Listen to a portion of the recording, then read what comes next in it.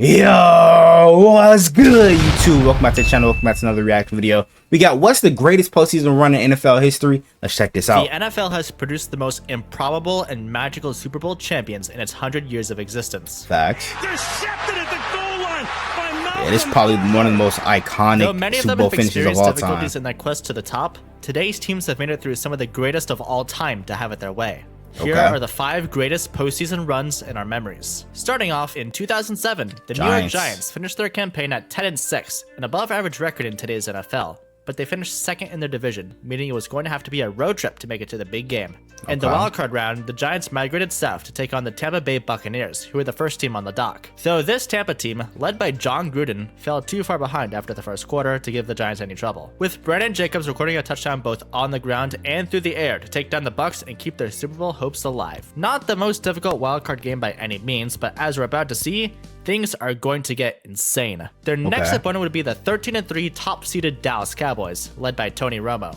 This one was tight all the way through, with the scoring margin Tony Romo never didn't have a becoming great greater than 7 points either postseason way. record. But thanks to some more heroics by Brandon Jacobs in the fourth quarter, the Giants would ultimately come out on top by a score of 21-17, as the Cowboys' extensive playoff woes continued on for another year. Next up in the NFC Championship were the Green Bay Packers, led by the old but gold quarterback Brett Favre, who was looking to get the elusive second ring, but they too would run into some difficulty. Much like the previous game, this one was also tight all the way through, with the Giants holding the ball for over 40 minutes. Brandon Jacobs scored yet again, and the Giants won the game on a walk-off kick by Lawrence Tynes. Wait, not yet. How about some overtime? Green Bay won the toss, so it looked like it was all going to be over for New York. But then Brett Favre happened, and he was intercepted just minutes into overtime. From there, Lawrence Tynes would make the kick this time, sending the Giants to the Super Bowl, where they would be tasked with taking on one of the greatest NFL teams on the planet. Yeah, I'm still surprised they didn't win a ring. New England Patriots, led by Tom Brady, Bill Belichick, Randy Moss, and you name it. Tom Brady and Randy Moss on the same team, you don't win a ring, bro? The first team to go undefeated in the 16-game era. While Brandon Jacobs didn't score this time around, it was Eli Manning who took hold of the game for the G-Men, with his team up 10-7 late into the fourth quarter. But this is Tom Brady we're talking about, and he found Moss in the end zone with under 3 minutes to go. This sent out Eli Manning for one final drive, and I'm sure we all know what happens here.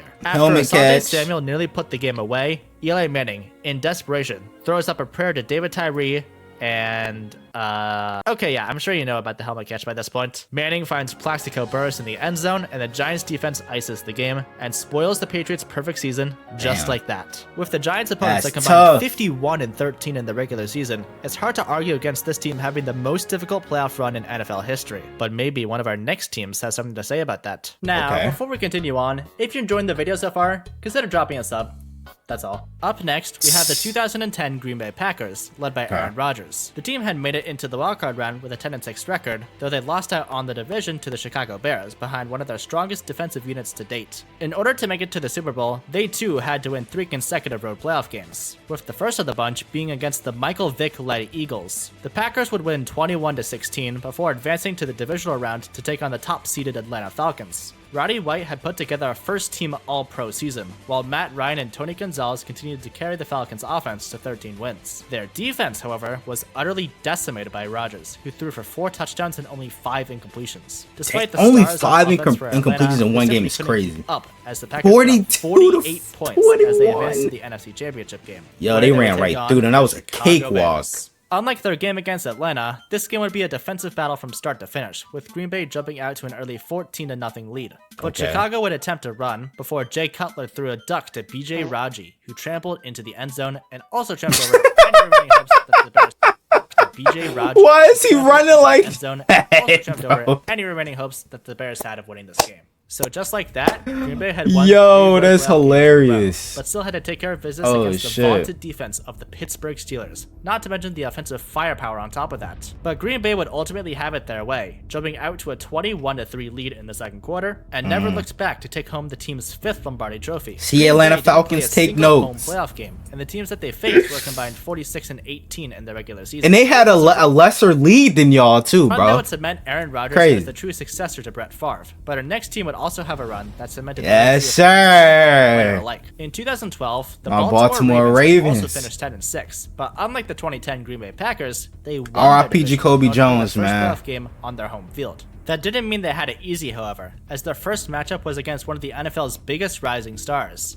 Andrew Luck. While he had been slightly shadowed by RG3 in his rookie season, Luck proved to be a force to be reckoned with. That is, until they ran into this buzzsaw of a Ravens defense led by Ray Lewis and Ed Reed. The team would be held without a touchdown as Mr. Elite himself, Joe Flacco, cruised to a 24-9 win, sending them to Mile High to take on Peyton Manning and the top-seeded Denver Broncos. At 13-3, Denver had redefined the word offense, as Manning led one of the greatest aerial assaults in the entire league. However, they couldn't quite shake Joe Flacco's offense. After trading blows throughout the entire first half, Denver would take a 35-28 lead after Thomas found Pater in the fourth quarter. Baltimore had one last chance to make something Jacoby Jones and with under a minute left, Joe Flacco heaves, and I mean heaves. Damn, bro. Now this play hits different now. Wide receiver and kick returner Jacoby Jones comes down with it and takes it the full 70 yards to tie the game. That's also thanks to their new kicker, Justin Tucker, who actually made the kick to keep the game going. The two teams would trade possessions in the first overtime. Yes, this game went to double overtime. That's how crazy it was. Until Justin Tucker would nail the game-winning kick to send the Ravens into the AFC Championship game,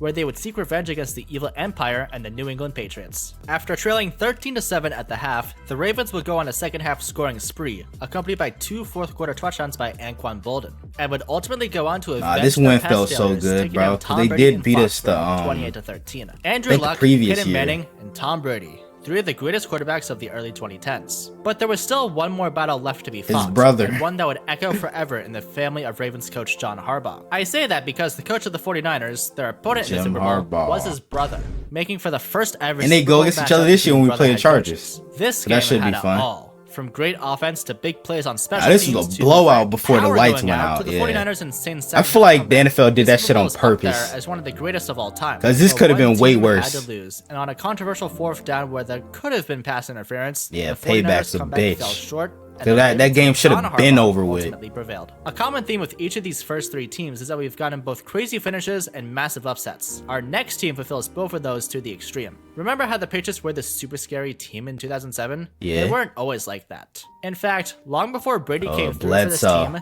the Patriots were a team mired in misery for as long as anyone could remember. 1-15 is crazy. Everything in this world comes to an end. That includes gross incompetence and endless losing. And 2001 was the turning point for the Patriots as a whole. The Patriots had made the playoffs with an 11-5 record in 2001, but unlike every other team in the only 17 points this a team game. Earned a first-round bye as I that one gets you nowhere in the modern era. 2 games to the Super Bowl rather than 3. But just because you have rest and home field doesn't mean that it's going to be easy by any means. Just ask Dallas about it. The Patriots' first game was against the Oakland Raiders in an old-time snowy battle. It wasn't going well for them. After 3 quarters, the Patriots were down 13-3, despite leading the Raiders in offensive yards and time of possession. Nothing was going right, until Tom Brady decided that now would be a good time to change the league forever. He led a touchdown drive midway through the fourth, but all appeared to be lost as he fumbled the ball away in the game's final minutes. But in what became known as the Tuck rule, this fumble wasn't actually a fumble. It was an incomplete pass, giving Brady another chance to at least tie the game, and that's exactly what would happen.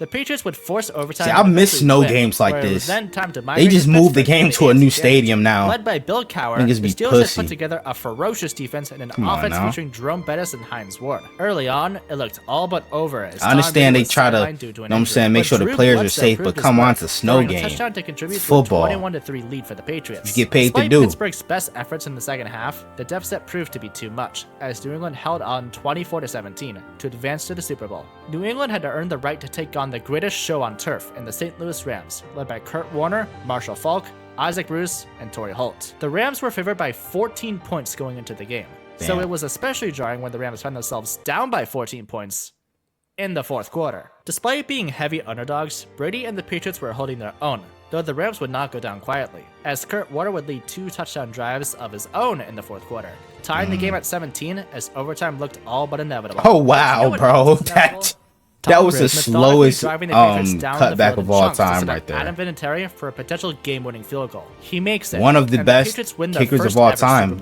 Second behind Justin Tucker, of course. But this would be the start of the greatest dynasty that football had ever seen, as the Patriots would win 5 more Super Bowls in the next 17 years, and are now tied for the most Super Bowls of any team with the Pittsburgh Steelers. This run was special. But Brady's got more than both of them. Of a gauntlet is New York, but the pure insanity from the Tuck rule to the final drive leaves this run as potentially the greatest of all time. It seemed like it was inevitable.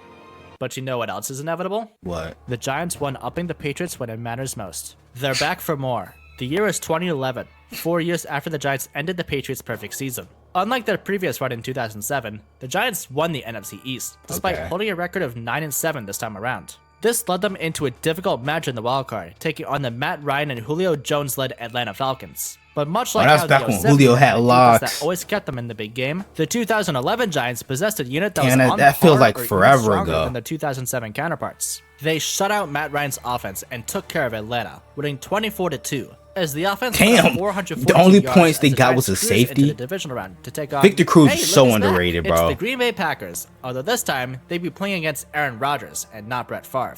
And as it turned out, this Rodgers guy happened to be pretty good at football. The next season after winning the Super Bowl in 2010, Aaron Rodgers would go on to win the NFL MVP in 2011 and had led his Packers that currently stand in the Giants' way to a 15-1 record. That's not a number you see very often, but the Giants have a tendency to take out the Giants of the league. And it was proven especially obvious here as the Giants average losses are like, Green Bay turnovers what, 3 and 4? 37-20 clobbering 3 or of the 4, NFL's you know what I'm best saying, team. nowadays? Things wouldn't get much easier in the NFC Championship game either, as the Giants traveled to the Bay Area to take on the San Francisco 49ers. Vernon Davis, Smith, Frank Gore, Vernon Davis, and more, these 49ers weren't playing around and boasted a 13-3 record to show for it. But after a back and forth, he heard it over the camera, a man. fifth quarter to settle the score, the Giants walked it off thanks to the leg of our good friend Lawrence Tynes. The Giants had squared off against opponents who were a combined 38-10 up to this point. Wow. And no better final battle for these Giants than the evil empire once more. Tom Brady and the Patriots were hungry and looked to assert themselves atop the league once again after falling short in years past. That includes 2007, where these Patriots fell victim to these same Giants in the exact same game. But this Patriots team had a new weapon to play with. Gronk. His name was Rob Gronkowski, and he best made tight it end go on of to all become one of time. the greatest tight ends to ever play the game of football. But in this timeline, Gronk was shouldering injuries that would limit his playtime and effectiveness against the Giants, leading to a slow offensive start as the Giants quickly jumped out to a 9-0 lead in the first quarter. The Patriots, however, would respond in kind in the second and third quarters, with 2 touchdowns to score 17 unanswered, and looked to run away with Aaron this one Hernandez. altogether. But the Giants slowly chipped away at the lead with field goals, and the defense was not only getting stops, but getting turnovers as well. They were still losing 17-15 though, and it would take another miracle for these Giants to take down Brady and Belichick once more. Okay. Damn. Mario Manningham hauls in the grab of his life Oh, as gosh. the Giants slowly but methodically march down the field and score a touchdown. But there's one problem. What? They left Brady too much Oh, time. yeah, Time and 57 time again, seconds. the Patriots have scored walk-off drives to take home big Can't games. do that. But this Giants defense put the clamps down on the Patriots one final time. And with Yeah, the they got Hail bailed Mary that out was right never there. answered, the Giants had done it again. With their opponents that combined 51-13 in the postseason, the same mark as their 07 counterparts, it's hard to argue which run is more impressive. But given the sheer offensive firepower in 2011, I'm giving a slight edge to the 2011 Giants as my pick for the best postseason run of all time. But that's just my take. Do you think the 07 run was better? Or is there another run that sticks out to you? Be sure to leave your thoughts in the comments below. This has been Drew and Lou, and thanks for watching.